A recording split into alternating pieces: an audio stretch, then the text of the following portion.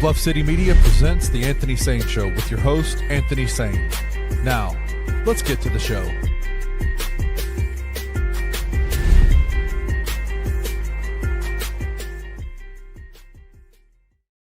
What's up, everybody? We are back, and I got my guy, Evan Hayes, on the show today. What's up, man? What's up, my boy Kenny? How you doing? Appreciate you having me, man. How you doing, my guy? I do like the fact, okay, I just want to put it out there. You do have sleeves on today, so that's a good I thing. do have You have sleeves on today. you have the chain and the black shirt, but you got a print on the front Yeah, of it. It it's just a temple doesn't shirt, you know, it nothing doesn't crazy. look like The Rock and Martin and all Twitter was going crazy, bro. I love it, bro. Twitter was on my ass for like 2 days about it, and it was hilarious. So I had to feed into it, but not like directly. You feel me? So you, with the yeah, print, I think it's you're okay. toying with everybody, right? Like you had to Yeah, toy exactly. with Just feed in everybody. just a little bit, just a little bit, just a little bit. Man, you got obviously you know who's already in the building, bro. This man, let me tell you, Mhm. this dude is he said, "Where's the bum bag?" He calls it okay. Wayno is from A Sydney. bum He bag calls it is a crazy. bum bag. What's a bum bag? I don't even know. The fanny Is pack? that the You mean a fanny fanny pack? pack? I I think don't that's what know. you That mean, a might be fanny an pack. Australian thing, bro. I don't know what that means. A bum bag is crazy. But I shout haven't out heard. to you, Evan, man. You have been all over the airwaves and back on multiple different platforms over this last week, man. Shout out to you, man. Tell us a little bit about what's going on with you. You told me in the green room earlier you're in the middle of finals right now. Yes, I am. It's been a crazy week. Definitely one of the crazy weeks of my life, at least in my media life. So yeah, I had, of course, my show on Monday. Of course, everybody saw the GP show on Tuesday. I'm with you, my guy, on Friday. I'm still trying to write a few articles for Beale Street Bears right now. I am in my grad program, so I'm in finals week right now. So hopefully today or tomorrow is my last day of classes for the summer until I got to get back in August. So your boy is doing a little bit of everything, and I'm still like working out and working. So I'm just doing a little bit of everything right now, bro. So You got a uh you got a lot yeah, going on. I'm actually kind of yeah. surprised. Like I truthfully, when I saw you on the GP show, man, I honestly thought we lost you forever, man. I'm be honest with you, man. Over here at Bluff City Media, we all had a little the inner sanctum of Bluff City Media. We were lamenting the fact that Evan Hayes has gotten too big for us now, man. Like you Too now, big, now never that, never that. Oh y'all, never that, man. I got my star with y'all, so I'm gonna stick with y'all. But I have to shout out Grind City and GP for giving me the opportunity for that. It was a great absolutely. experience. I know we was talking about before, like being in a studio like that with all the cameras and all that, and people on each side of the camera. Like it was crazy. It was a lot to take in. But I just remember my training with y'all, my foundation with y'all. So it is for that. What I saw a few times in the show in the interview with Gary, I saw you kind of staring off into the distance, man. What were you looking at? I was actually there's another screen with my face on it, so I was trying to make sure I didn't look on the screen, bro, because it was I've never been in a place besides y'all studio, with that many like cameras going on at one time. So I was like, oh my gosh, am I kind of look? Because I know if I look at him or look at the straight up camera or nothing, because they didn't talk about none of that. That was like just be natural. I was like, all right, cool.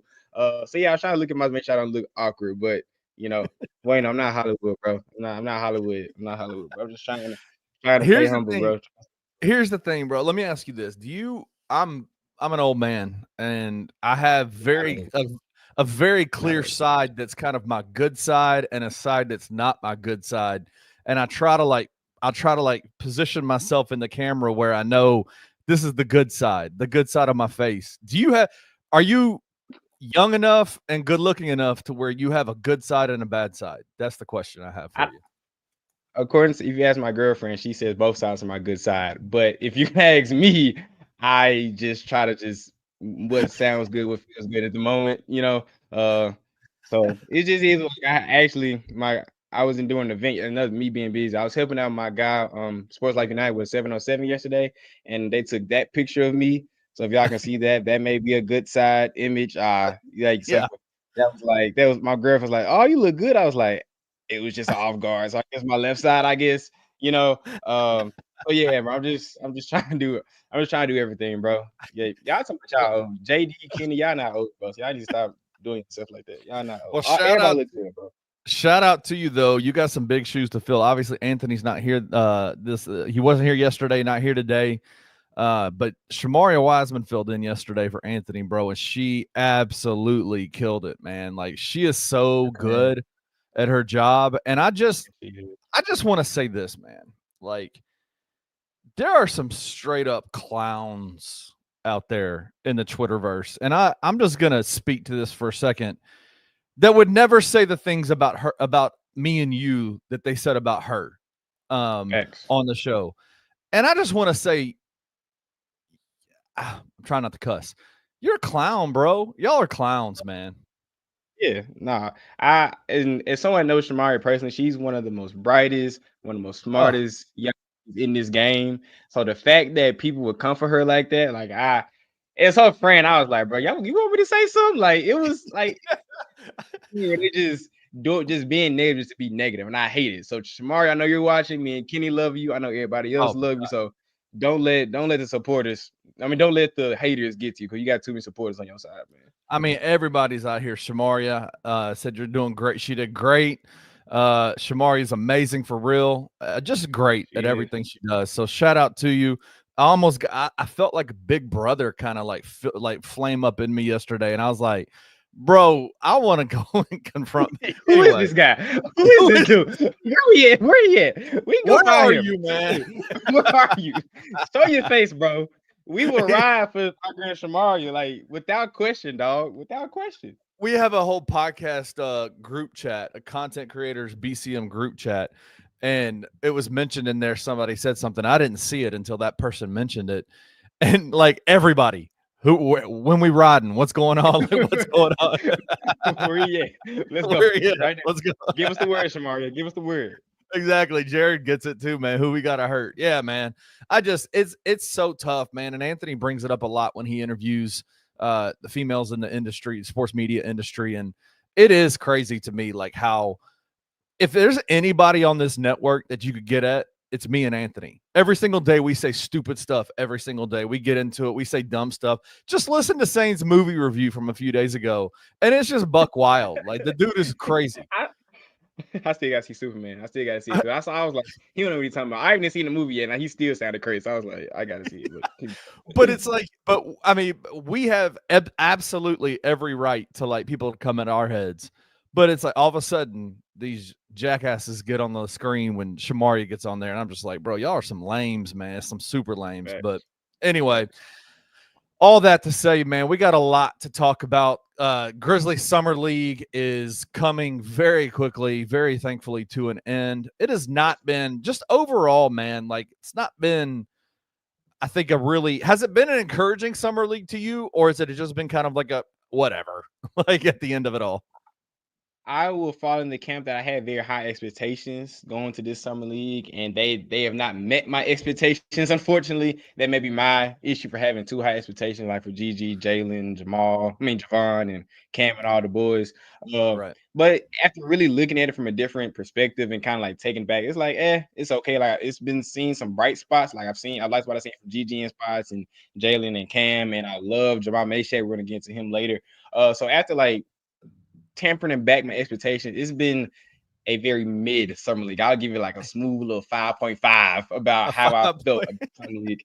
5.5. I think we played, I think Saturday or Sunday. I can't remember when the last game is because we're the last game on Sunday, I think, or 7 Yeah, I think o'clock, something it's like that. So yeah, yeah. and we won't see Jalen. Jalen's done for the summer league, thankfully. I Yes. honestly would have taken him out probably after the first or second game and not Mhm. played him anymore, just because we know the injury situation with the Grizzlies and just that someone still got that voodoo doll still pin cushion in that voodoo doll for the Grizzlies. But Most def. thankfully he's obviously Jalen was there are, I think people are kind of concerned about, well, we didn't see him shoot as well as we know he can. That to me is just not a concern at all. We know what Jalen Wells can do shooting the ball wise. And we also know Jalen Wells is not going to be this guy that needs to be a ball dominant playmaker, creator on his own. He's going to flow and function well when he has really good players around him. And guess what? He's about to start playing with a really good point guard in a couple of months, right? Yes, he is. I agree right with you. I think Jalen, this was his time to just try some things. You know, we saw him on the ball when we saw him creating a little bit more, and it's good for him just to add his to his bag. But when people kind of ram these narratives like, "Oh, he's not that good," or "We put too much stock in this guy," I'm like, this guy's a second round pick Put too that much won stock the how? yeah, like he was a second round pick that won the small forward position when no one thought he was even gonna play 40 games last year. Third Right. in rookie of the year vote, first team all rookie, and like my brother just said, put that on the comment. Yeah, He broke absolutely. his like he just broke his wrist He just 3 months ago. Like yeah.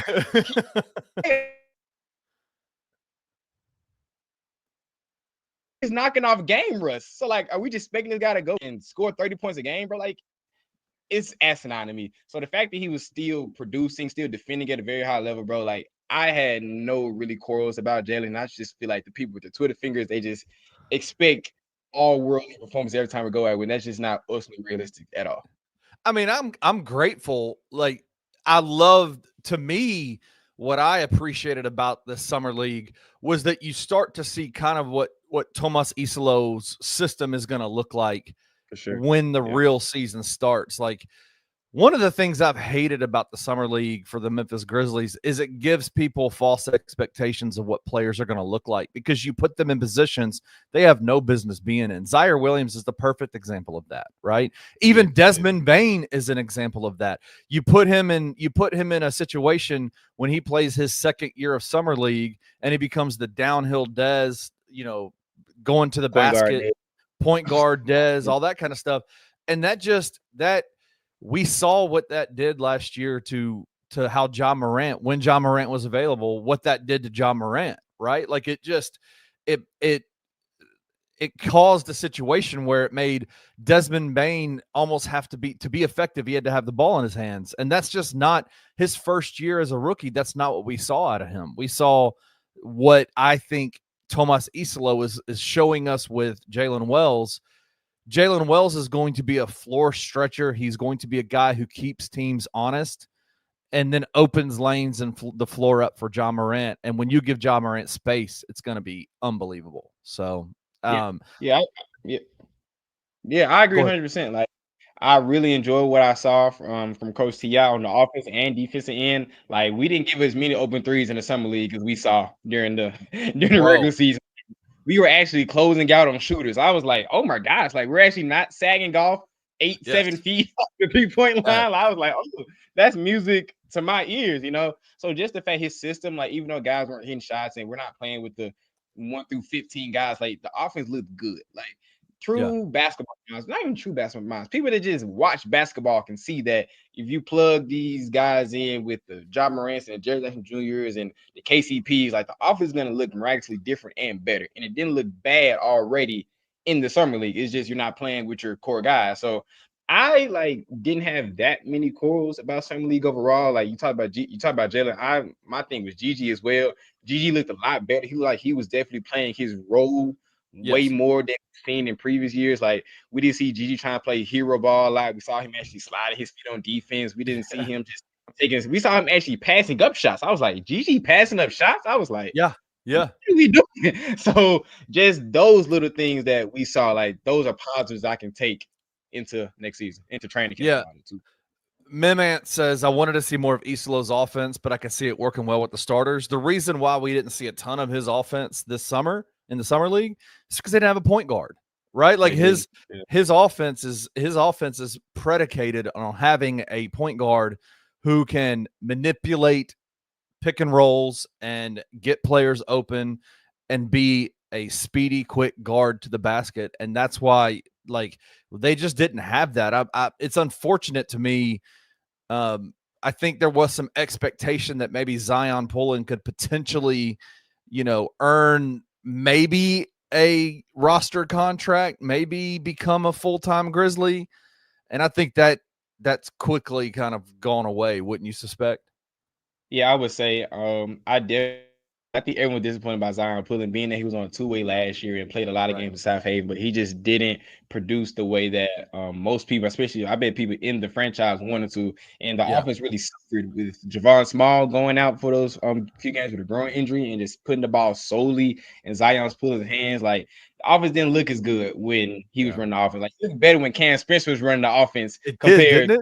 Like, that was surprising me. I'm like, Cam Spencer is not a natural. Well, not saying he can't play point. He's not a natural point guard at all. So the fact that it looks better with him running off and Zion Pulling, like, it's a big nip and tug. It's a big uphill battle that Thomas Isla had on his table. But when Javon Small was in the game, the offense looked pretty dang good. We had a natural point guard that can get inside and kick out and penetrate and play make and all that. Like, it looked a lot better. So again, like, everything that people are really going into, like the bad things about Summer League, I feel like people are looking way too deep into it because it's only 5 games. It's 5 games with most of the guys that's not going to play most of these minutes throughout the year. So we're putting way too much stock into 5 games with guys that are going to be playing 15 minutes or less, excluding Jalen Wills and maybe like G.G. Jackson. So like, the stuff I'm looking at the glass half full when it comes to Summer League for real.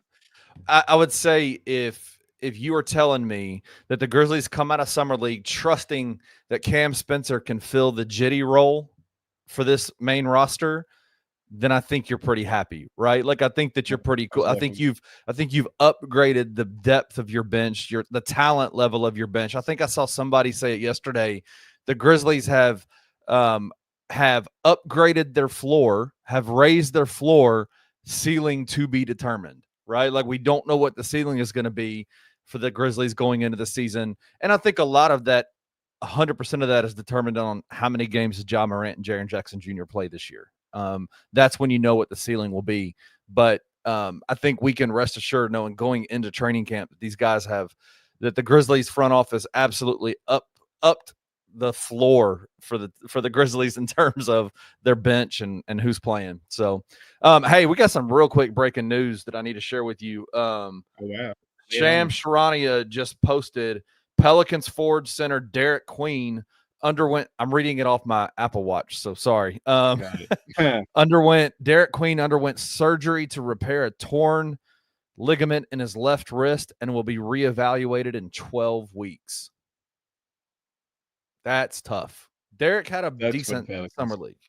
Yeah, it feels like the Pelicans and the Grizzlies have just the worst injury luck, both teams, right?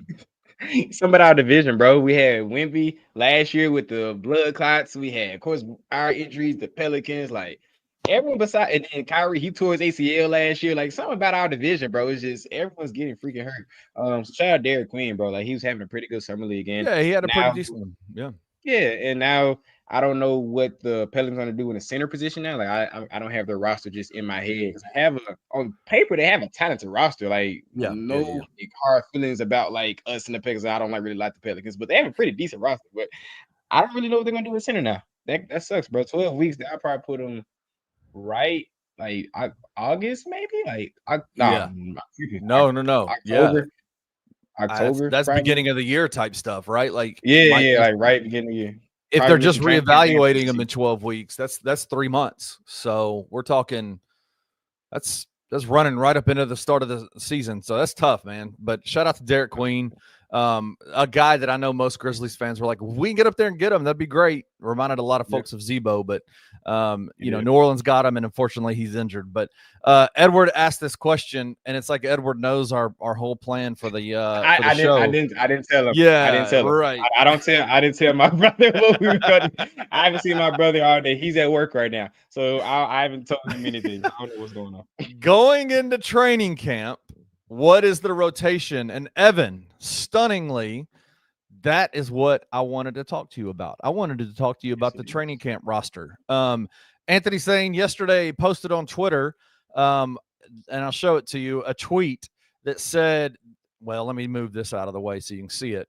What he believes will be the training camp roster going into training camp starting soon. Ja Jaren, Zach Edey, Jalen Wells, KCP, Cedric Howard, Ty Jerome, Scottie Pippen Jr., G.G. Jackson, Vince Williams, John Conchar, Santi, Jock Landell, Brandon Clark, Cam Spencer, Jamae Meshack, Javon Small a two-way and 2 Exhibit 10 contracts going in.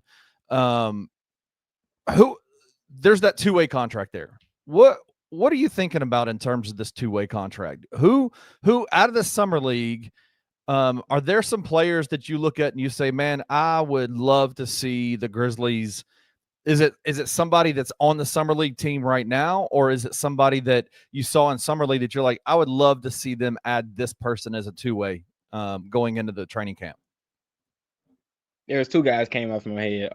Number one, of course, like I mentioned before, Jamal Meshack. I know he's not on an official two-way deal now because they're still trying to figure out his deals. But in my opinion, he was my favorite player to watch in summer league. Like I know Right. I looked his number. He's 9 points, 4 rebounds, 4.4 assists on 46% shooting and 41% from three. And he was not touted going into the draft as a reliable scorer, reliable shooter. And he was actually like cutting to the rim, attacking off the dribble, hitting open shots. Like saying you're on vacation. You should not be watching this right now. Yeah, man, Anyway, go on vacation, bro.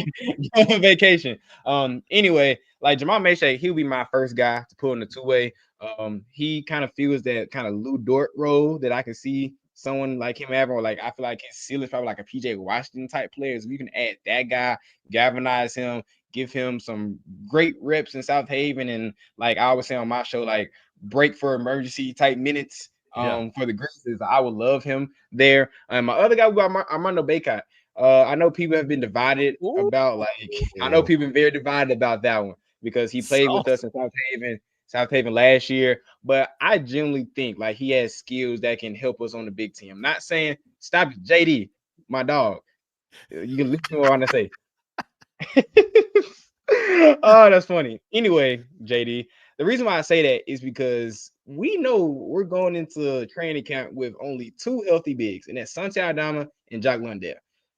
Yeah, Jaren is gonna be hurt, Edie's gonna be hurt, Brandon Clark is hurt. Would it really hurt to have a guy that knows our system? What you gonna say, Kenny? No, I think Jaren. Obviously, Jaren's probably not going to do anything in training camp.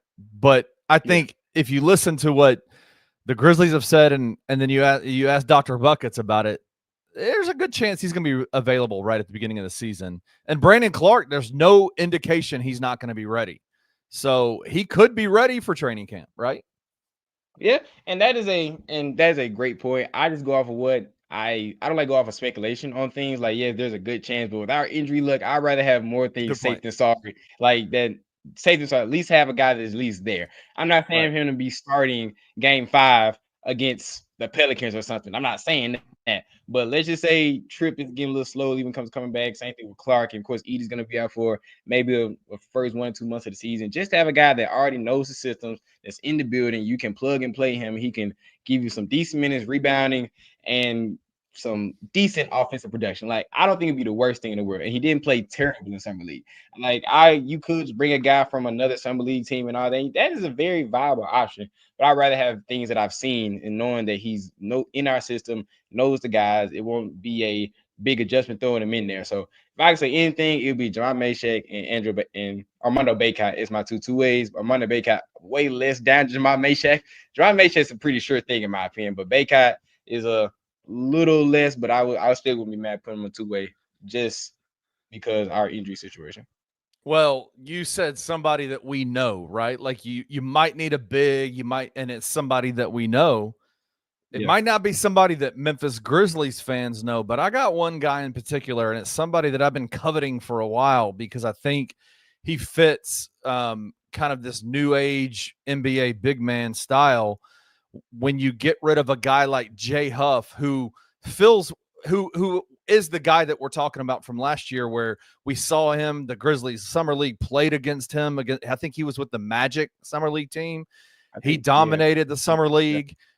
Then that Mm-hmm. ultimately the Grizzlies signed him to I think ultimately they initially signed him to a two-way and then brought him on board with a guaranteed contract.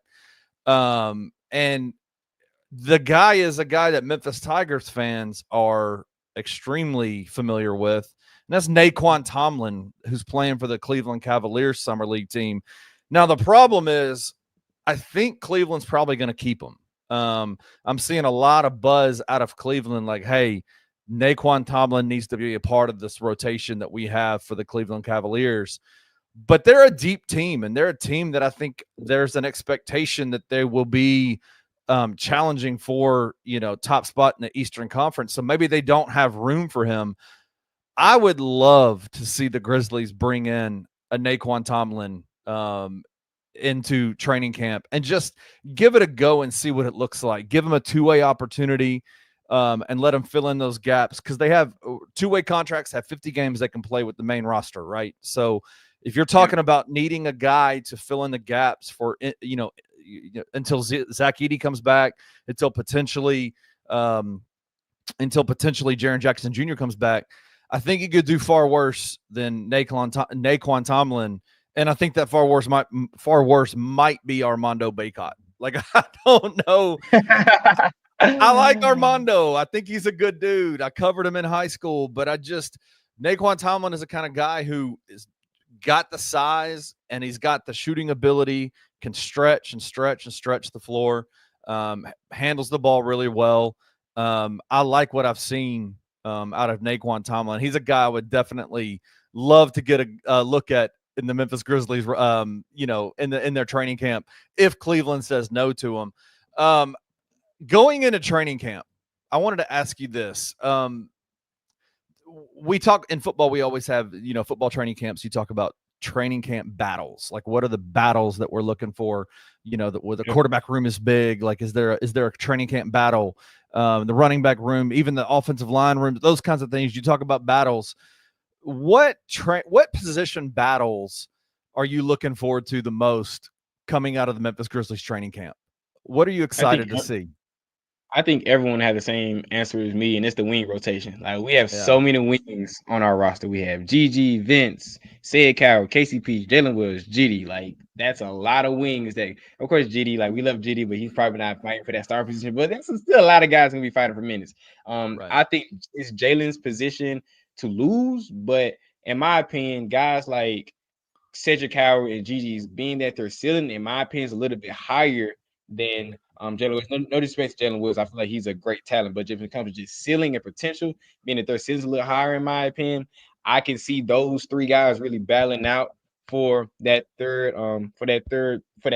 position. Because in my thing, I think KCP's for sure starting, so they want to put someone else in that wing position right next to him. So I am very excited to see who comes out of training camp with that starting position. Like I said, it's Jalen position to lose, but GG looked pretty decent in summer league, and people are raving about Cedric Howard. So that'll be my thing right there. Yeah, Edward says GG and CC battling for that backup wing spot. That's super interesting, right? Because I think what we saw out of GG in this summer league, even the language that he used during interviews with Jessica Benson, talking about kind of his growth, what he's experiencing under the Tomas Isolo, coaching experience. I love what I'm hearing, right? Like, I love what I'm hearing from him. If you had to imagine, like, in a perfect world for the Memphis Grizzlies coming out of training camp, what would that wing rotation look like to you? Would it be Jalen Wells at the 2, GG at the 3? Would it be Jalen Wells at the 2, CC at the 3? Would it be KCP at the 2, Jalen at the 3, with GG and CC like battling for those backup minutes? Like, what would the perfect thing be for the Grizzlies? I understand. I may not have the opinion as everyone, but in my opinion, my perfect is KCP at the 2 and GG at the 3. Because I feel like Jalen Woods can just dominate those second string guys, just hound those second string guys. So in my opinion, be KCP, GG starting, and Coward coming out the bench, and Jalen Woods kind of bouncing off each other with that backup position. That's just my personal opinion. Could you imagine having Jalen Wells and with what we think we know about Cedric Coward? Like, all of this is like, I feel like Cedric Coward is the one linchpin part of this that we're like, what is he going to look like? Right. Like, we haven't seen anything from him. It's tough because we didn't see anything from him last year at Washington State. Like, I think he played 7 games. What is his transition to the NBA going to look like? I'm just so interested to see like what he can do. If he can come in and be what, I mean, damn, like Anthony's calling him the next Michael Jordan, right? Like we're having all these kinds Yeah. of conversations about the kid. Like, what can this guy do? Like, if he can come in and produce at, let me ask you this. This is kind of an audible I'll throw at you. Mhm. In your perfect world scenario for the Grizzlies this year, what does Cedric Howard do for the Grizzlies? What do you think he, like, if you could go, man, this is what I want to see out of him, what would that be? I would love to see Cedric Coward as a guy that can go in and guard 1 through 3 on any given night, can throw him into a very competitive matchup against the wings of the West, and he could hold his own, but also not being such a liability on the offensive end of the floor. So if I'm thinking about numbers, I would say maybe about 12.5, maybe 4 or 5.5 rebounds, maybe 2 assists, a steal in a block a game. That's like perfect world. And he plays like 70, 75 games after the season. So like in my this is how I'm moving my perfect world. I want Jalen, Gigi, and Cedric Howard to be our. I'm gonna Awesome. throw this at you. That those I want those three just to run Yes. freaking heavy. And I'm gonna jump a little bit in the show, but I just want to throw we can circle back to it. This is like, because you asked me the question, what lineup do I want to see, like that I Yeah. really want Yeah. to see? My Yeah. perfect lineup is 12 with Gigi, Jalen, Cedric Howard, and Trip, and let them run, be athletic, switch almost everything, shoot the ball. Like that's what I want to see. I understand it's gonna be some button, maybe not button heads, but just trying to figure out the minutes together with Cedric, Gigi, and Jalen. But if all three of those are operating on one accord at one time and healthy, and Thomas Islo can figure out the minutes, I see a very, very, very hard situation for any opposing team wing rotation. Because three guys that can shoot the ball, that can defend, that can get up and down. Like those are three that I want to see like working on all one accord. And Thomas Islo just kind of be like, dogs, go get them. Y'all just go run, be athletic, and just go get the opposing team. Because I just think those three sealing together is just through the freaking roof, bro. And I agree with you. Like, I think we like the veteran aspect of KCP. We like, the things that he can do. And I do have a feeling he's going to succeed. I think he's going to do well with Ja Morant as his point guard, right? Like, I think it's going Sure. to open up the floor for him to be able to have those corner threes, to be able to, dribble, to be able to shoot. It's not going to be the same type of situation like he had with Orlando with Jalen Suggs, right? Like, Jalen Suggs is just not that. He's not Ja Morant when it comes to, playing the point guard position. But man, you're so right.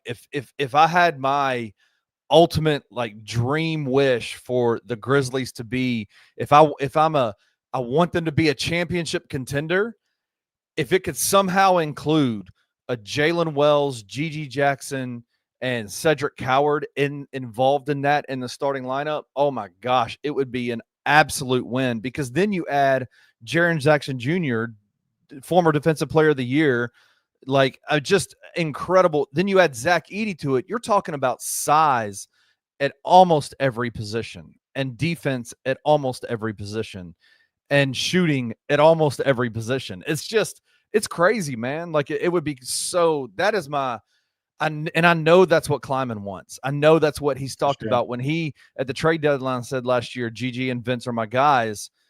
That was before I think Cedric Howard came into the building. That was before Jalen Wells did what he did all year. But now I think it's Jalen Wells, Cedric Howard, and Gigi Jackson. If those three guys can be efficient and be good and not do the silly stuff that we've seen Gigi do, especially, oh my gosh, man, like that would be ideal for me in terms of a lineup.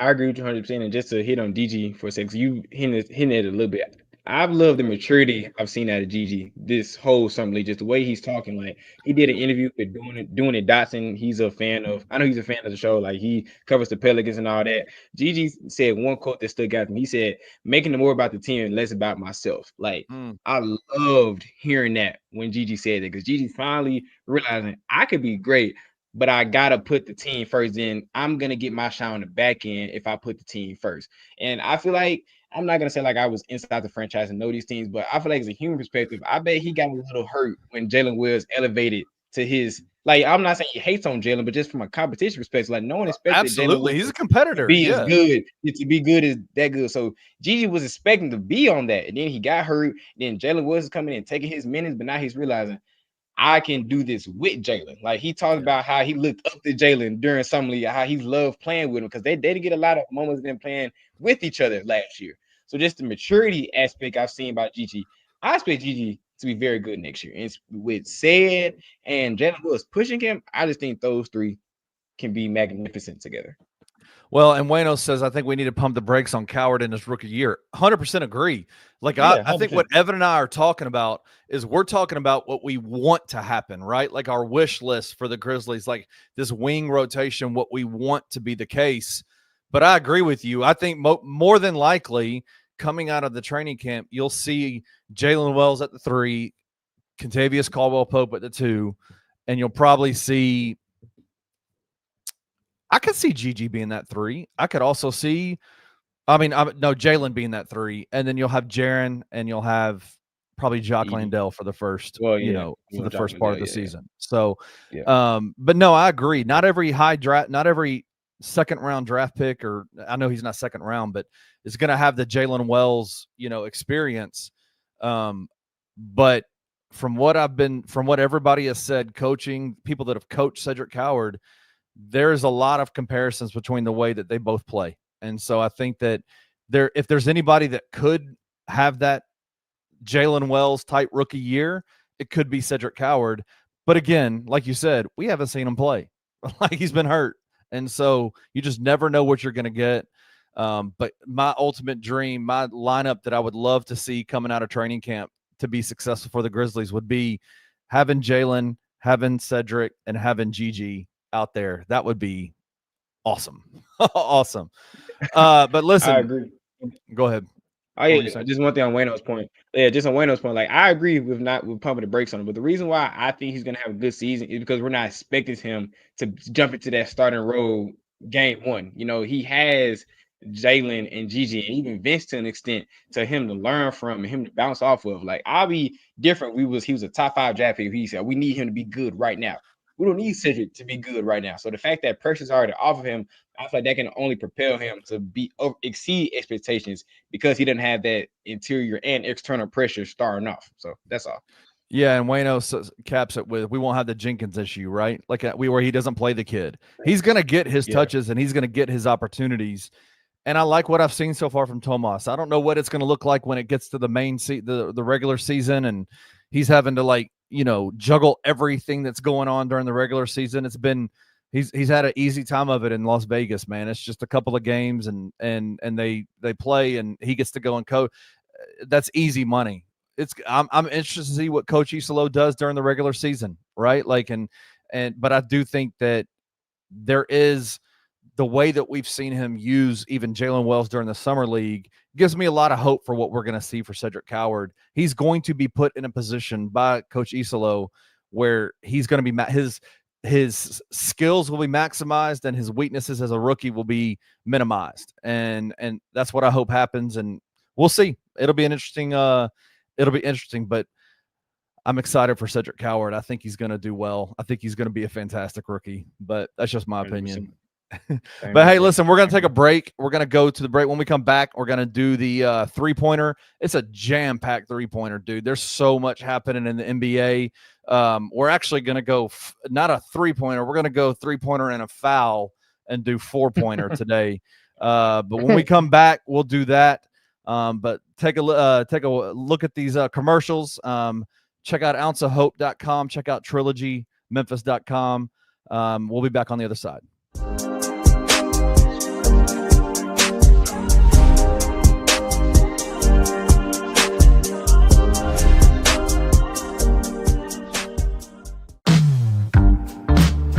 Choking and token. The Mid-South's first cannabis-themed jiu-jitsu tournament. August 16th at Midtown Krav Maga and Jiu-Jitsu. At 1 p.m. 21 plus to compete or consume. Consumption not required. Ounce of Hope is licensed by the state of Tennessee. This is all 100% legal hemp products. Everything's good to go. We'll have gi divisions. No gi divisions. Madison bracket, guaranteeing 4 matches per division, plus an absolute winner.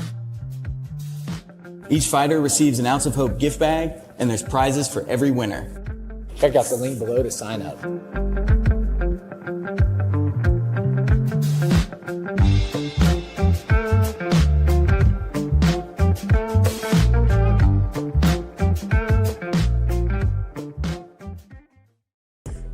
Bradley Beal bought out by the Suns, signed with the Clippers for 2 years, $11 million with a player option in year 2. Many believe this is the move that puts the Clippers over the top in the Western Conference. My question would be, what makes you believe that? For all of us old heads in Toronto, like, nah, man. They talking about this a young man's game. We about to put together these old heads, bro, that's been around the game for a while, that know how to play, and we gonna go out here and we about to show these young dudes. Chris Paul is next. Yes. They'll get Chris Paul gonna be next. So then I'm trying to tell you, this right here is throwback basketball versus today's basketball is what we're about to see. And I'm here for it. If the old heads stay healthy, they will be there in the end. Tune in to the Night Court Podcast with your hosts, Rob Fisher and Brevin Knight, on the Bluff City Media YouTube channel.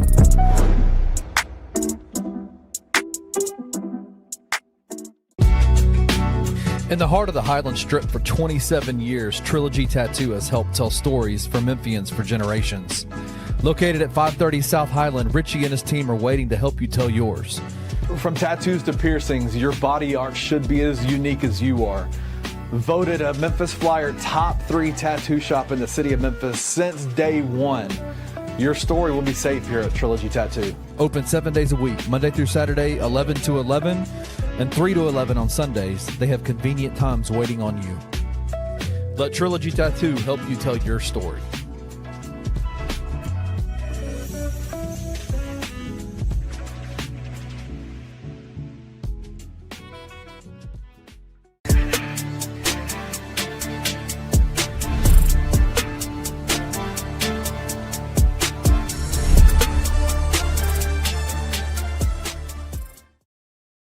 All right, we are back. Let's get to the 3-pointer.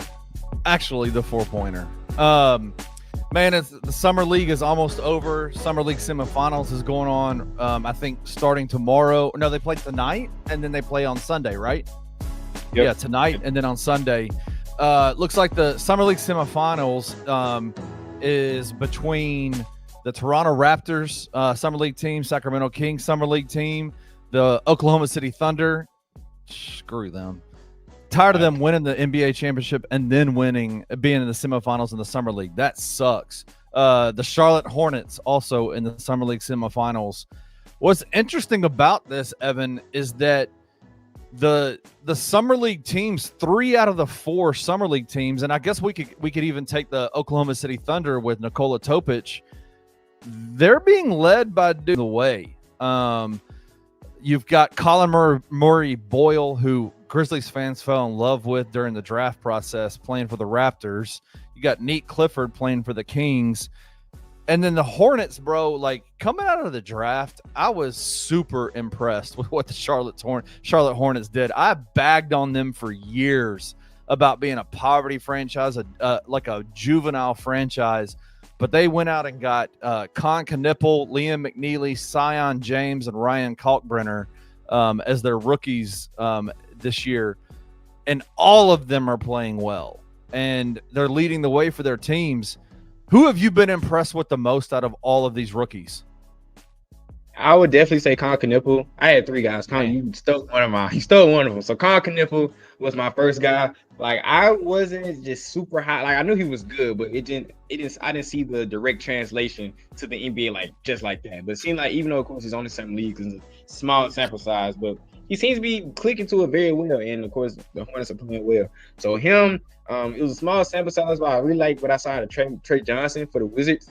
Like, dude, he's he so played good. Well. I think he averaged 18 and a half or something like that in the 2 games. I understand why people take rookies out, but I hate it because I love to see these rookies play. So Trey Johnson was playing extremely well. And my last was Jace Richardson. those are the three guys that Jace Richardson for the Magic, bro. I didn't think he was gonna be that good starting off. Like I saw Michigan State, he was good. Like no disrespect to him, I thought he was a player, but I didn't think these guys were gonna be this good, this fast, and like they just pick it up like it's nothing. So those are three guys that stood out the most for me. It is crazy. Jace Richardson is a guy. We saw the Tigers played them last year in the Michigan State Spartans in the Maui Invitational, beat the crap out of them. But Jace Richardson is a guy that you look at and you go, if he was 4 inches taller, he would be top 5, number 1 draft pick, like franchise level point guard. He is so talented. I love what Jace Richardson did for the Magic. I just think he's so freaking good.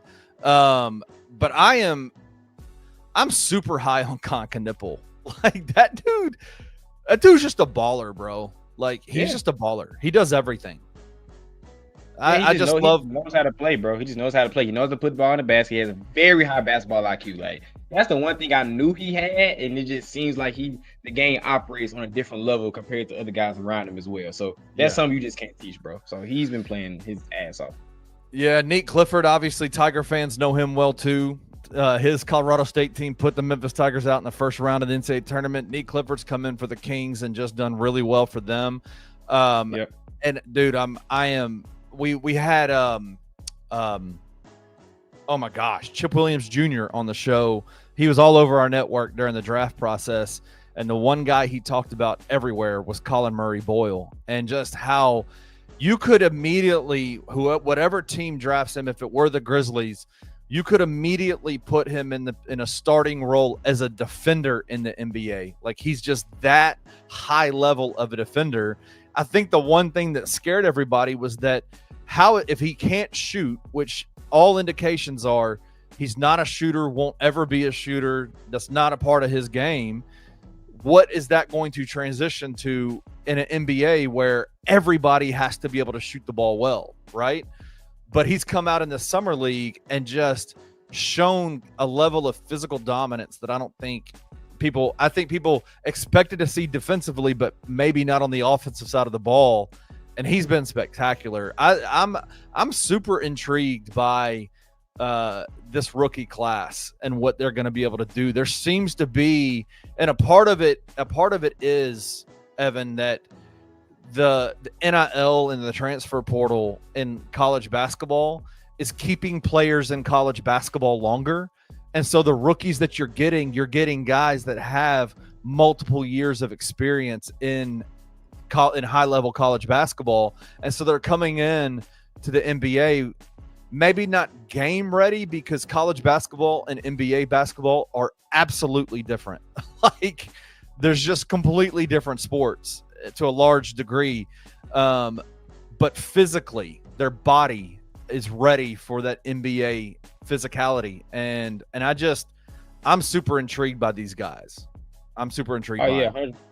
Yeah, 100%. I thought this rookie class is gonna be one of.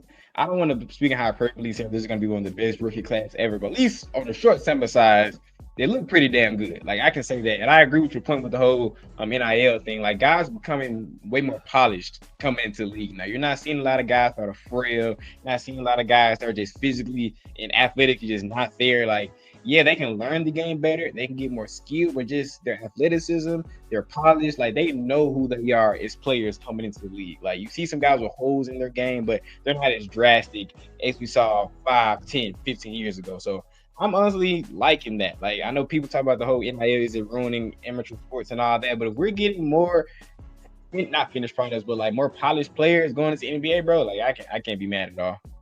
Do you think that is that much difference? How old are you? You're young. You graduated college in 2.5 years. It took me 14 years to graduate college. So you're still young. You're in your master's program. Do you feel a different? You're only 21, so you haven't felt it yet.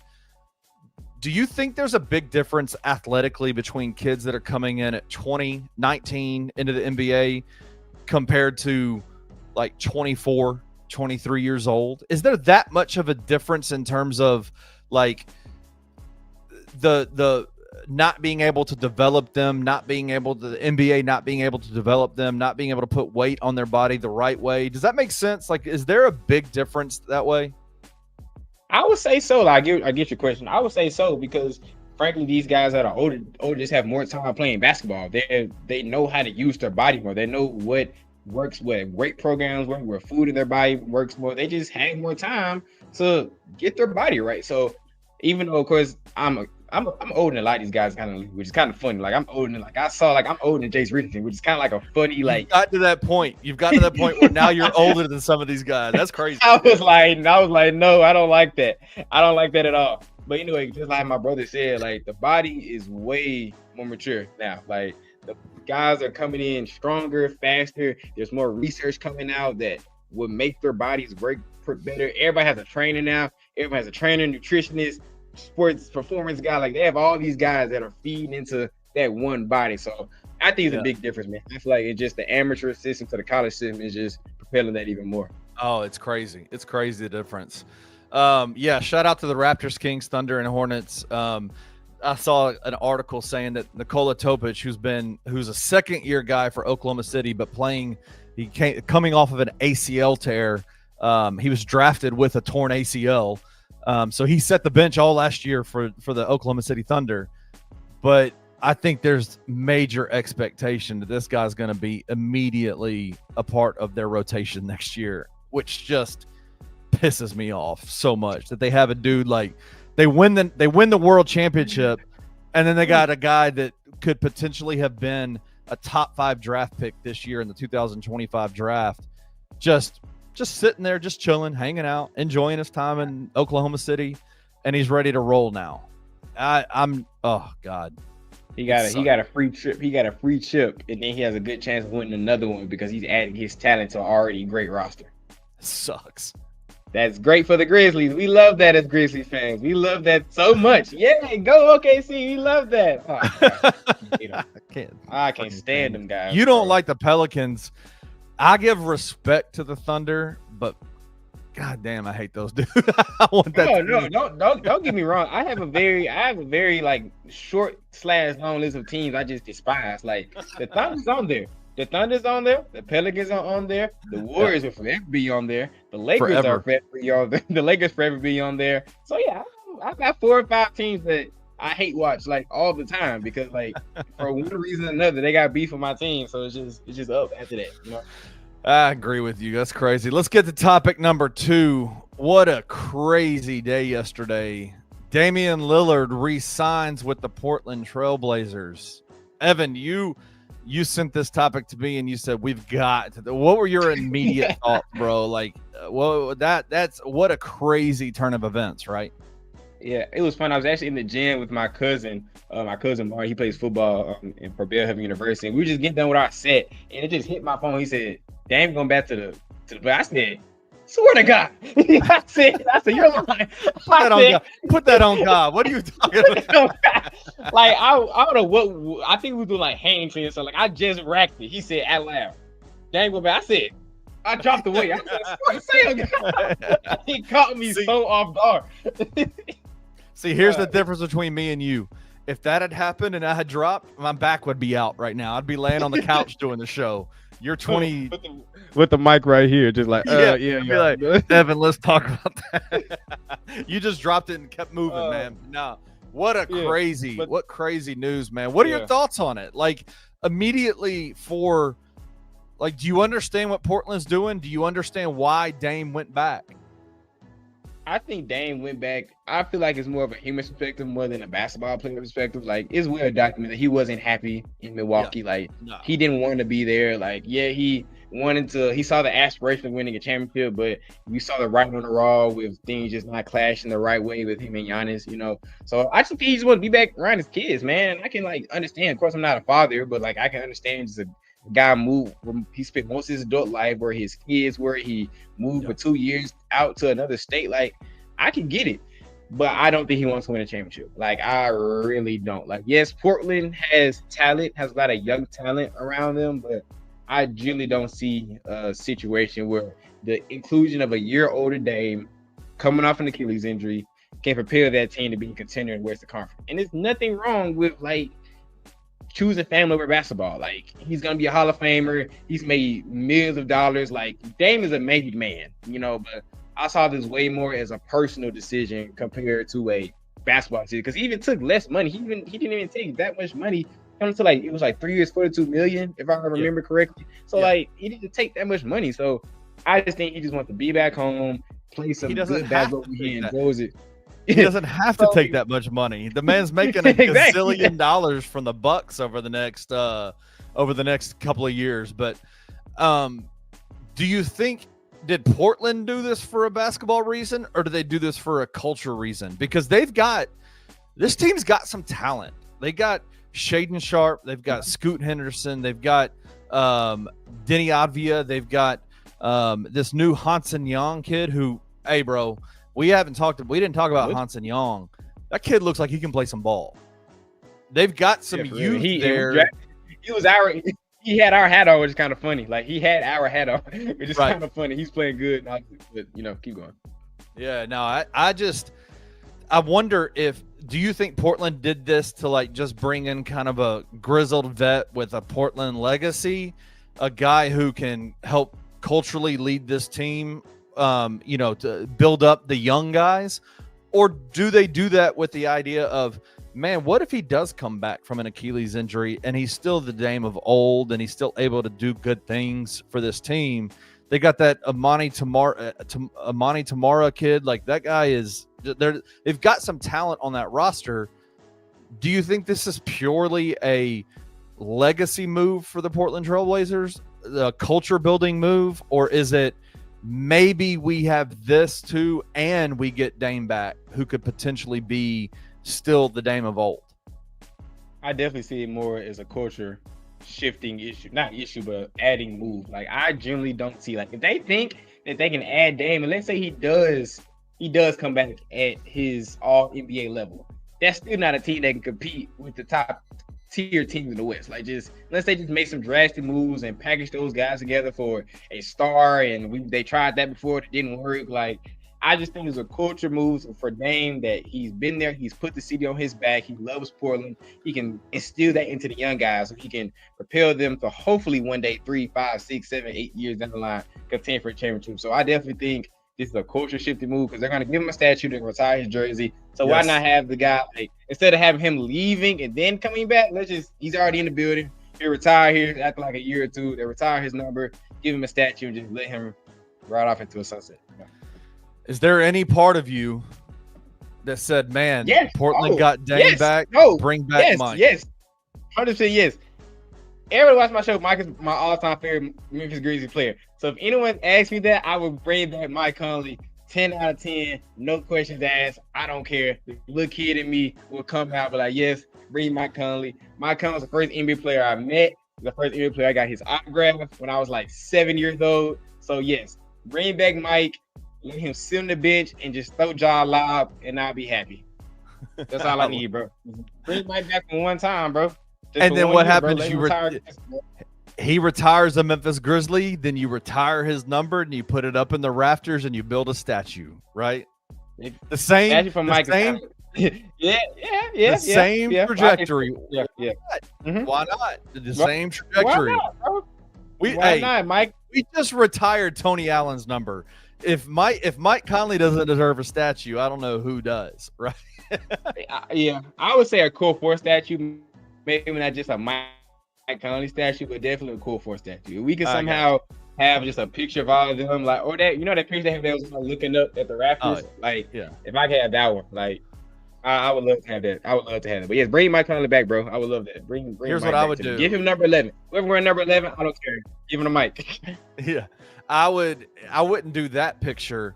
I would do part of his Core 4 statue would be him standing there with the mask on during that Golden State Warriors with the mask on after CJ McCollum broke his face. That's what when he came out and looked like a boss out there with the mask on and face swollen and still balled out. Yeah, that's what I would do. That is a shout out. That's a great one. That's definitely Mike's crowning moment as the Grizzly, and if we ever make a stage, it has to be one with the mask. It has to be. Has Yeah. to be. I agree with that 100%. And Jared is right. Is it Tumani? Is it Calamari? Is that how do you say his name? I'm so bad with names. Listen, Anthony's worse with names than I am, so my badness with names gets hidden a little bit, but I'm just as bad. I don't know how you say his name, bro. Sorry. You're not one of my guys, man.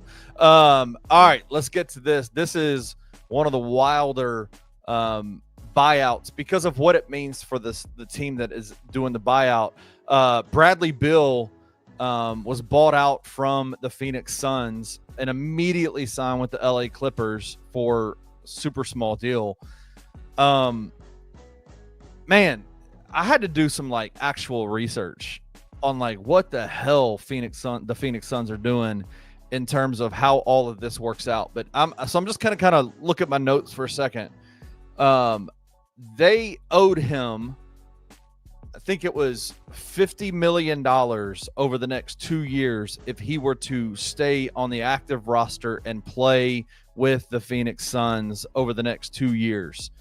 What they ultimately end up doing was he took, I think, $13 million less for a buyout, and it's basically $19.4 million a year stretched over 5 years. And it's a dead cap of $96.9 million that the Phoenix Suns are going to be paying Bradley Beal over the next 5 years to go away, just to go away. But the reason they had to do this is because the Phoenix Suns were in incredible danger of being in that second apron repeater status, where if they stay there, because they blew past the second apron this last year. And so to avoid that repeater status, they had to do this buyout with Bradley Beal. They're still well over the first apron salary cap issue, but they're not in that repeater place.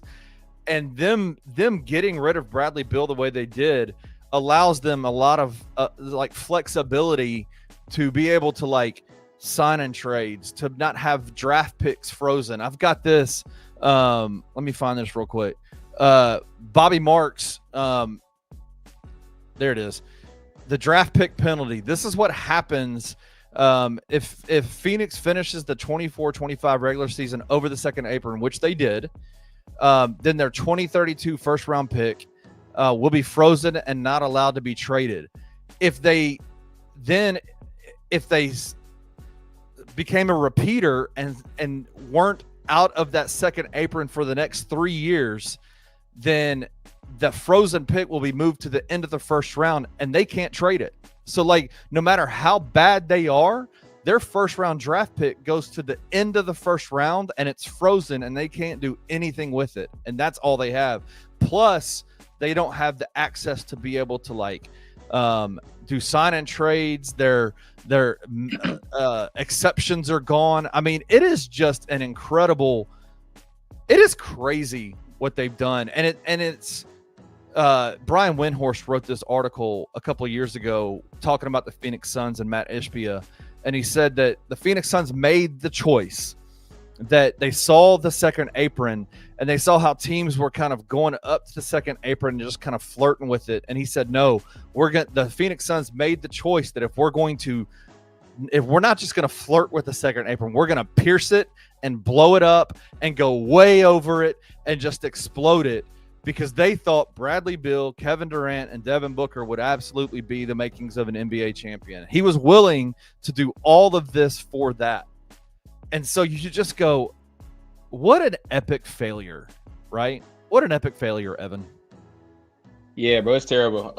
I don't feel bad for the Suns because I'm not a Kevin Durant fan or Bradley Beal fan. So it's just like, hey, you shot your shot and it missed horrifically. Like, I didn't really get it once they first signed him, because just basketball wise, like, it didn't make sense having three guys on all ball down that none of them are just spectacular defenders, and all three of them shot careers in mid range. It seemed doomed from the start, in my opinion. But the fact they doubled down on it and signed those guys, like, it didn't make sense to me. So now they're trying to do damage control. So shout out them for finding a buyout market and giving themselves flexibility over the next few years. But this is definitely turned out to be one of the worst like deals that a team has possibly done in recent memory. I don't want to put a number on it, like a matter of years, but at least recent memory. So Yeah. you gotta do what you gotta do, man. They definitely have to clean up their S word for clean up their own S word for doing this deal.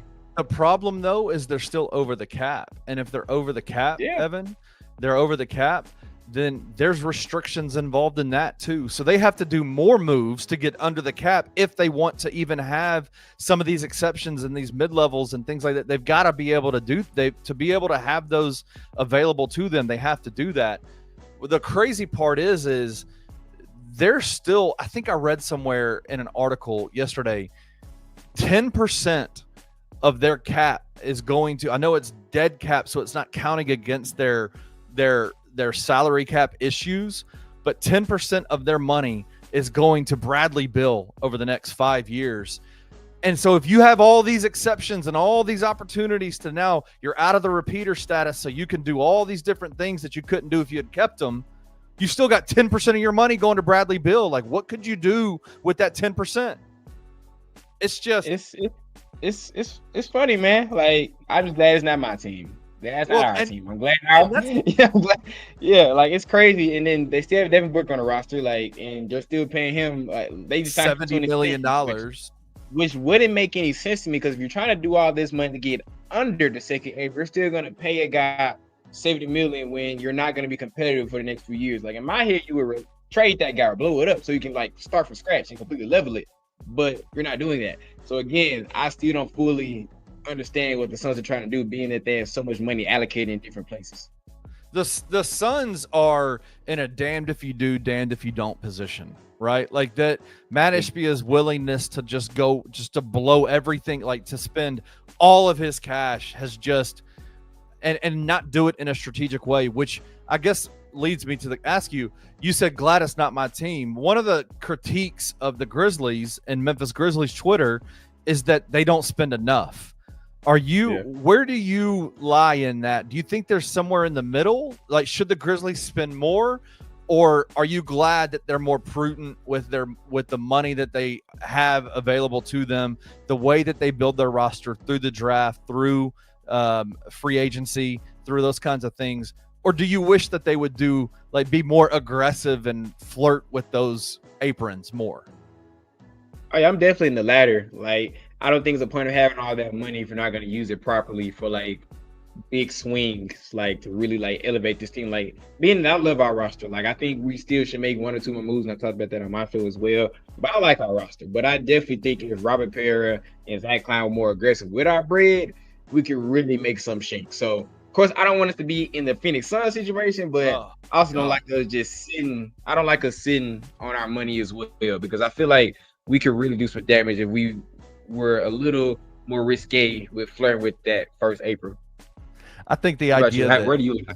Yeah, I kind of lean towards, I like the ability to like build in unique ways the way that Kleiman and Pera have to do right now. Because there is a reality to the fact that you're not going to be, you look at the LA Clippers and this, I called it the AARP Avengers team that they're putting together. They are a do I old ass team. I just want to say old ass team. They just a old ass dudes, man. God, yeah. Bro, but it's just funny to me when you said that. Just crazy, man. Chris Paul's next for them. They're going to get Chris Paul next. 37-year-old Chris Paul. Like, oh my gosh. Jeez, bro. But LA is a kind of place that people want to go play in, and Memphis is not a free agent destination place. So you have to be able to have the flexibility that the Grizzlies have. And so I appreciate the fact that they're not just out willy-nilly spending money, that Robert Pera, being one of the richest owners in the NBA, like, he's not out just blowing the bank just to bring in all these guys for like 1-2 year rentals. It seems like he's doing it in a way that builds a roster and builds it. Now, is it slower than what people would like? Is it is there more, is the runway longer? Absolutely, it's longer, but there's levels of flexibility, and they're just able to do things that the Phoenix Suns won't be able to do for a very long time. Probably 2032. Like, it's crazy, man. crazy. Let's get to the last, the 3-pointer and one. Ja Morant. It was reported, the Commercial Appeal put out an article today, and I just wanted to quickly do this. Ja Morant is potentially not clear of the Holloway lawsuit yet. Let me find this article. It refreshed on my Twitter. So basically what it comes down to, and there's just a lot of conjecture and like maybe this could happen, maybe this could happen, but basically there's some judge, what's her name? Let me find it. Carol Chumney ruled that Morant could not be sued. I think she ruled this a while ago because he acted in self-defense. There was that whole kind of weird trial where the lawyer for Josh Holloway was asking Ja Morant to mimic punching her and crazy talk like that. There's that clip where he says, basically, I'm rich. Like, I don't know what to tell you. You know, that trial, what came out of that trial is that Carol Chumney, the judge, said that Ja can't be held. He acted in self-defense, so he can't be added to the lawsuit. The unfortunate part for Ja and for his camp is that Devontae Pack was not removed from that lawsuit. And so there's some appeals that are happening right now that basically are being argued to reverse Carol Chumney, the judge, her opinion on Ja's viability, his I guess ability to be a part of this lawsuit. And so there's a chance that while many months ago he was said you acted in self-defense, you are free and clear of this lawsuit, because Devontae Pack wasn't removed, there's still an opportunity for a judge to reverse that ruling. So I think everybody's ready for that part of Ja's story arc to be over, but the Commercial Appeal is reporting that there's a potential it's not done just yet. What are your thoughts on it? Is this a big nothing burger, or are you just kind of like, whatever, like move on? Is this a big deal?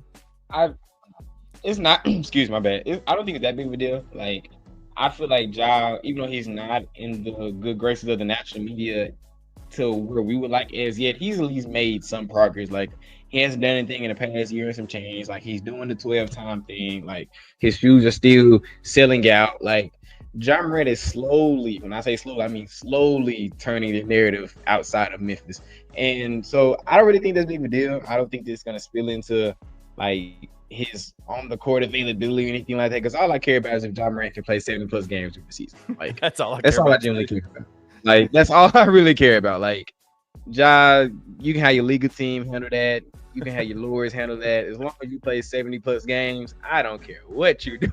I just be keeping those clean and stay on the court.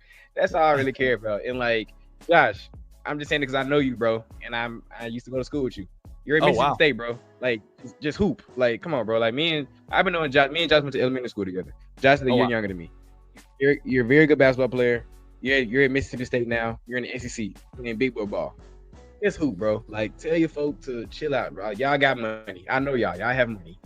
Just hoop, bro. Yeah, let everybody just let bygones be bygones. No one got hurt. No one lost their life. No one had any criminally bad injuries. So, like, come on, bro. Just that's all. Like, being that I know Josh, like, come on, dude. Just let it chill, bro. Come on. Wow. I didn't know you knew him like that. That's crazy. Yeah.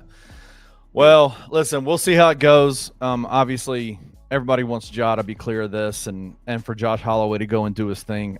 He's at Mississippi State now, you said? Yeah, he just transferred from Sanford. He's transferred from Mississippi State this past season. Shout out to him, man. Mississippi State's an awesome school. I hope he goes and does his thing over there. So shout out to him. He was six man a year at Sanford. So, like, he can poop. So just focus on hoop, bro. Like, focus on hoop. Go hoop, man. Yep. All right. We're going to take a break. We've gone long today. When we come back, I got one little video I want to show Evan and get his I want to get his reaction. This is hilarious. But when we come back, check out we'll do the it's usually inside the Sain brain. Today it's going to be inside the Hayes brain when we come back.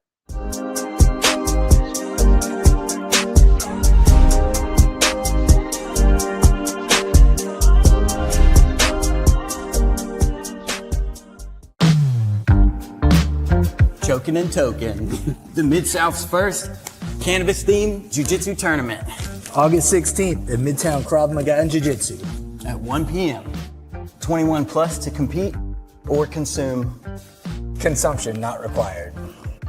Ounce of Hope is licensed by the state of Tennessee. This is all 100% legal hemp products. Everything's good to go. We'll have gi divisions. No gi divisions.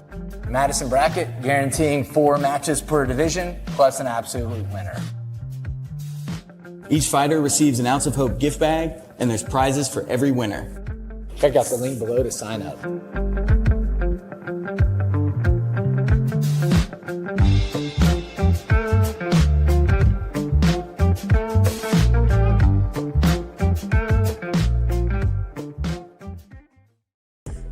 Bradley Beal bought out by the Suns, signed with the Clippers for 2 years, $11 million with a player option in year 2. Many believe this is the move that puts the Clippers over the top in the Western Conference. My question would be, what makes you believe that? For all of us old heads at Toronto, like, nah, man. They talking about this a young man's game. We about to put together these old heads, bro, that's been around the game for a while, that know how to play, and we gonna go out here and we about to show these young dudes. Chris Paul is next. Yes. They'll get Chris Paul gonna be next. So then I'm trying to tell you, this right here is throwback basketball versus today's basketball is what we're about to see. And I'm here for it. If the old heads stay healthy, they will be there in the end. Tune in to the Night Court Podcast with your hosts, Rob Fisher and Brevin Knight, on the Bluff City Media YouTube channel.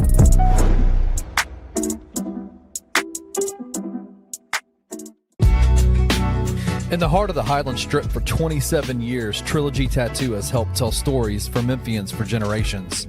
Located at 530 South Highland, Richie and his team are waiting to help you tell yours. From tattoos to piercings, your body art should be as unique as you are. Voted a Memphis Flyer top 3 tattoo shop in the city of Memphis since day one. Your story will be safe here at Trilogy Tattoo. Open 7 days a week, Monday through Saturday, 11 to 11, and 3 to 11 on Sundays. They have convenient times waiting on you. Let Trilogy Tattoo help you tell your story.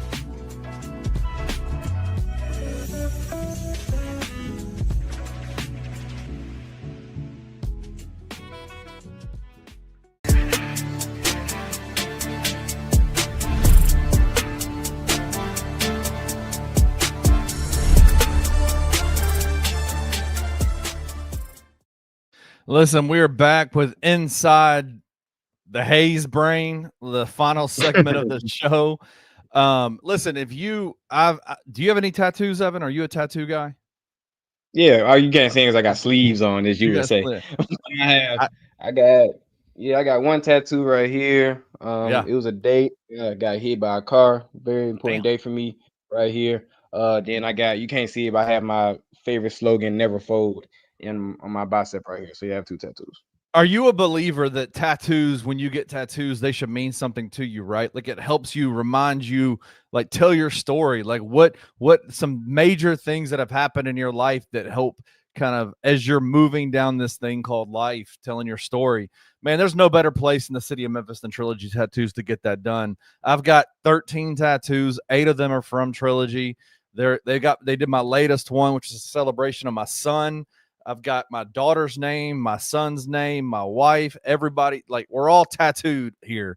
And I so appreciate, even before they became a sponsor of the Anthony Sain show, I just am so grateful for Trilogy Tattoo. They're the best in the city. 27 years they've been around, and they have been top 3 most of the time, not 2 or 3 in the city of Memphis for tattoo shops in the city. Richie Jarvis, his crew, they're professionals, super clean environment, super safe environment, just a fantastic place, man. And one of the things Richie told us is we want to be able to help tell people stories. Like, trust us to be able to help you tell your story. And so if you are out there and you want to get a tattoo, check out trilogymemphis.com and then hit me up in the DMs, hit me up in the comment section. We'd love to be able to go out and be able to talk to you about your story and why you're getting the tattoo you're getting. Be fantastic. But shout out to the guys at Trilogy Memphis. They are phenomenal. On the Highland Strip for 27 years. Pretty awesome place. Yeah, for sure. I actually got my first this tattoo. That was from Trilogy. Actually, my first tattoo was from Trilogy Tattoos. My brother took me to get my first tattoo. Basically, this store was like I said, got hit by a car today. So on the anniversary, the 4-year anniversary of this day, I went to Trilogy on June 7th of 2023 and got that tattoo at Trilogy. So yeah, Trilogy, a lot of great people there, very nice. For my first tattoo, they were very calming for me. Like they insured me on all the myths about tattoos and all that. My brother got his tattoo at Trilogy as well. He had a tattoo on his back, so he got his tattoo at Trilogy. So as a personal endorsement as well, I would say go to Trilogy as well. Yeah, well, Trilogy never misses. But I will say there are some things that are missing right now. I love the Ja ones, even though they're as comfortable as hell. They are the toe piece is just super. But I love their colors. I love all that kind of stuff. I didn't get any of the Ja 2s. I haven't seen. There's one Ja 3 that I think potentially could be good. But we just got hit all up in our comment section in the or in our text messages, all that with some new Ja 3 cleats that are being dropped for Ronald Acuna. What are your thoughts? You my favorite player, bro. Shout out Nas, a fan of the shows. I love the whole Morant family. Y'all just saw I went viral for telling a story about Ja on GP show. But my brother, these are not it. I get the whole cleat to basketball collaboration. I get it, but nah, maybe it's the color. But just the silhouette within itself. I'm not rocking with it. What about you, Kenny? Maybe I'm hating. What you think about him? I gotta give a shout out. Like Ronald Acuna was one of obviously the Ja grenade celebration went viral last season. Ronald Acuna brought it out there to the baseball field. Fantastic representative of the Braves organization. Great ball player. And so if this is an ode to him and maybe Ronald Acuna helped like design this and this is what he wanted, then that is awesome. But that's not really the SpongeBob SquarePants like paint splash pink and purple, just not my deal. I'm not a massive. I wouldn't wear them. Like I wouldn't wear those. But I'm also 44 years old, so I don't know if that's. So I got a question. So if your son said, "Hey, Dad, I want to play baseball and I want to buy these," what are you saying to your son? Oh hell yeah, yeah. He can do that. Yeah, he can do that. You don't shut down the expression, baby. Let them express themselves, right? Sense, man, 100%. I feel that. You say no? Yeah, would you? I say, if my son wants one, I'll be like, "Do you really want them? I'll buy them." But if the kids check you, you can't come crying to Dad. Oh, absolutely. That the shoes don't look good. That's my thing. Yeah, absolutely. No, I think, Evan, one of the things you're going to learn when it comes to when you have kids later on down the line, saying no's a good thing, but not to all the things, right? Like if they want those shoes, you get them, right? You let them have it. Yeah. I don't know. Yeah. We'll see. My son's not a baseball player. He's a movie writer. He writes scripts. That's what he does. He's not an athlete, but he's huge. He's huge. He's 11 years old and he's big because he's got me as his father. But the man writes movie scripts. That's all he does. He loves it. He's going to be a creative movie writer. You don't put that man on the O-line and the D-line. He can write movies when he get home. Put that man on the O-line, D-line. He can write about his own life afterwards. Put that man on the O-line, D-line. I got to get him in jiu-jitsu. That's what I want to get him in. The choking and token. I'm going to take him to the choking and well, maybe not, because there's going to be some consumption there that I don't want him experiencing at 11 years old. But I've got to get him in jiu-jitsu. I don't know if he could handle the team sports things very well. But I think getting him in jiu-jitsu or some kind of like martial art would be phenomenal. That's what I want to do with him. But hey, listen, I got one little video I want to show you. I want to show you one little video. It was an experience that happened. Do you know much about the band Coldplay? Yeah, of course. Have you seen many of the videos of their concerts and how the dope experience that it is. Yes, Yeah. I know exactly where this is going. I know exactly Like where this is going. Just play it. Just play it. I would love Look, to go to a Coldplay concert, but I will tell you one thing. If I have the nerve, I love my wife and I love being married to my wife. If I had the nerve to cheat on my wife, I would probably not take her to a Coldplay concert. I want to show you this video. Oh, look at these two. All right, come on. You're okay? Oh, what? Either they're having an affair or they're just very shy. I'm not quite sure. Oh my gosh. So apparently at this concert. Just go into the song. Straight into the song right after. The fact that Chris Martin called him out and said, you're either having an affair or, oh my gosh. So it turns out that the dude in that video is a CEO of a company. And that was his HR chief of HR. And, bro, turns out they were having an affair and they got caught at the Coldplay concert. Would that be like, is that, who's it? Is it, were they being sloppy? Like, is that just messy behavior? Like, I know cheating on your wife is messy behavior, but like going out to a Coldplay show, is that just kind of like messy behavior? Yeah, I think that's pretty stupid. Like, of course, I'm not married, but I've been in a relationship on next month for 2 years now.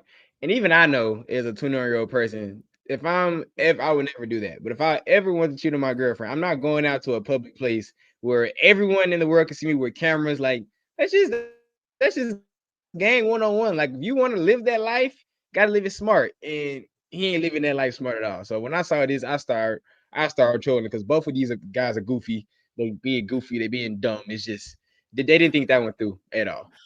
The doghouse is now currently occupied. So is the divorce lawyer's office. Well, apparently this dude put out the CEO, his name is Andy Byron. And he's from a company he's CEO of a company called Astronomer. And he says this whole statement. I won't read the whole thing, but dude, this is so crazy to me. The deflection. Also want to express how troubling it is that when what should have been a private moment became public without my consent. I respect artists and entertainers, but I hope we can all think more deeply about the impact of turning someone's life into a spectacle. As a friend once sang, lights will guide you home and ignite your bones, and I will try to fix you. You brought the girl, bro. You brought your mistress. He quoted a Coldplay lyric in his statement to shame Coldplay. Like this dude. Like sometimes, like listen, man. I'm a lowly content creator, podcast network owner. Like I love but sometimes I just get so frustrated by the people who are CEOs and make a lot of money because they're just dumb. Like, how did this guy turn this around on Chris Martin? Like that was his fault. Yeah, it's just that's 2025 in a nutshell. People do stupid things, don't take accountability. Like they're always gonna blame, well, if you didn't catch me, then none of this would have happened. What about not doing the thing that got you in trouble on a public and now national stage? So like the math ain't nothing, my boy. I don't know. I'm not a CEO, so maybe CEO money different. So they have like a different like understanding of what isn't cool when it comes to like loyalty with your wife and husband. So maybe money that we won't see, Kenny, maybe they have a different. So maybe we're out on the understanding of the joke or something because right. But us, for middle class people like ourselves, maybe we understand. Let's not do that. But when you're making 7 figures in your bank account, maybe it's different rules apply to them. Maybe I don't freaking know. Different rules do apply because apparently you should be able to go to one of the biggest concert attractions and expect to be hidden and private, right? Like it's just crazy stuff that he turns around and says, there's cameras everywhere here. We're at one of the biggest concert attractions you can go to. How dare you put us on your Kiss Cam screen? Because the thing is it was a Kiss Cam. They do a Kiss Cam like they do it. It was a Kiss Cam. And so they're pointing out couples. Bro, here's the dummy part of it. They're doing a kiss cam. Stop booing up with the chick that you're cheating with. Oh, bro, you got the arms around her. You got the oh, arms. Y'all are swaying back and forth. Like, you don't think you're gonna get put on camera? And y'all in the skybox too. Like, y'all in the skybox where all the expensive people at as well. Like, y'all had to pay good money for those tickets. So I can imagine, like, you're into production. You know how production works. Cameras can get at that angle where the expensive seats are. Easily. So you know what? Easily. So like, you're just gonna stand there and like, bro, like. I hate, like, I don't say the word hate a lot, but I hate people sometimes because that just doesn't make a lot of sense in my head. Then he gonna try to make a public, you had your PR person write up an apology letter for something that you did that was stupid and got caught. Yep. That's a lot of things wrong in that situation. Like, there's wrong on so many levels. And I totally agree. Nah, bro. Jared said one side of my wife's family has experience from hiding from cops. Ain't ever gonna catch me slipping. Nah, bro. You might as well disappear after that because they catch you, dog. That's messed up. That's messed up. Well, listen. Shout out to you, Evan. You're the man, dude. Thanks for joining today.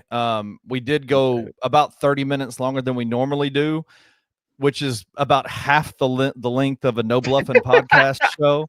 So, I knew you was gonna do it. So I do blame you for this.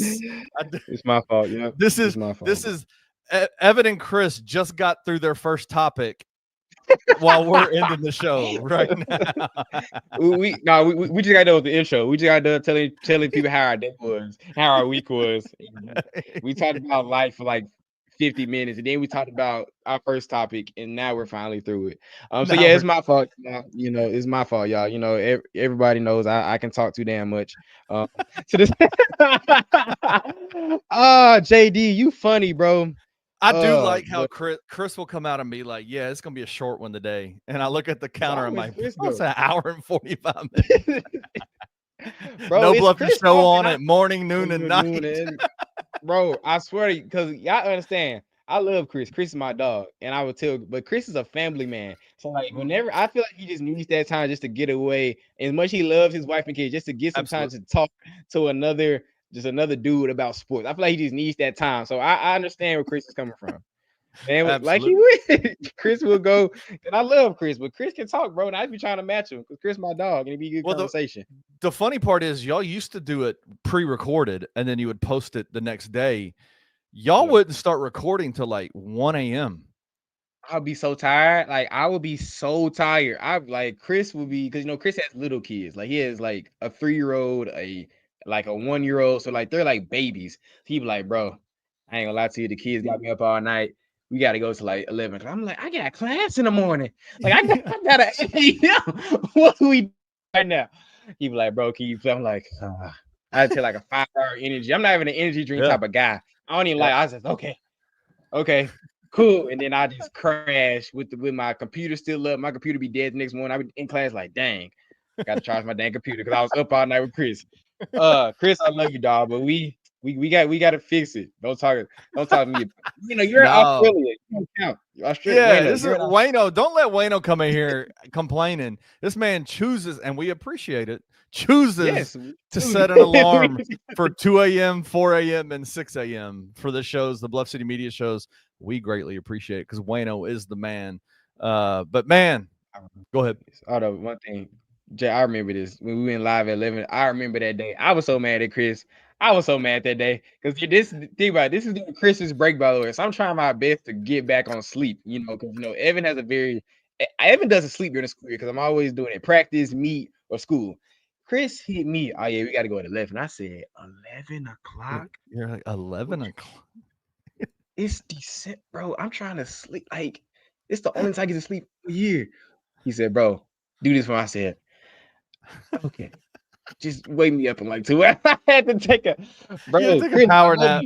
I had to take a power nap because if my girlfriend is a winner, she's in here, she knows I have a terrible sleep schedule. Like I am terrible, especially when because I think JD said like take a break after this week.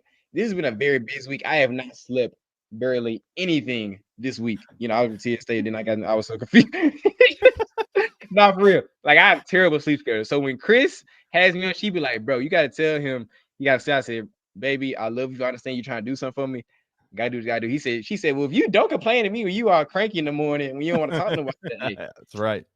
I just take it, Take it on the chin, man. Take it on the chin. Hey, but listen, thank you, man. I appreciate you joining us today, joining me today. You're the man, dude. I'm it, man. As weird as it sounds, I'm proud of you. I'm proud of all the work you put in, dude. You're great at everything you do. So shout out to you, man. Thank you to everybody for watching, and we will see you next week. Thank you for listening to the Anthony Sain Show. If you enjoyed this episode, leave a rating and a review wherever you download your podcasts. Also, like and subscribe to Bluff City Media's YouTube page. For comprehensive coverage of Memphis sports, head over to www.bluffcitymedia.co and find out how you can become an insider. We will see you back here next week.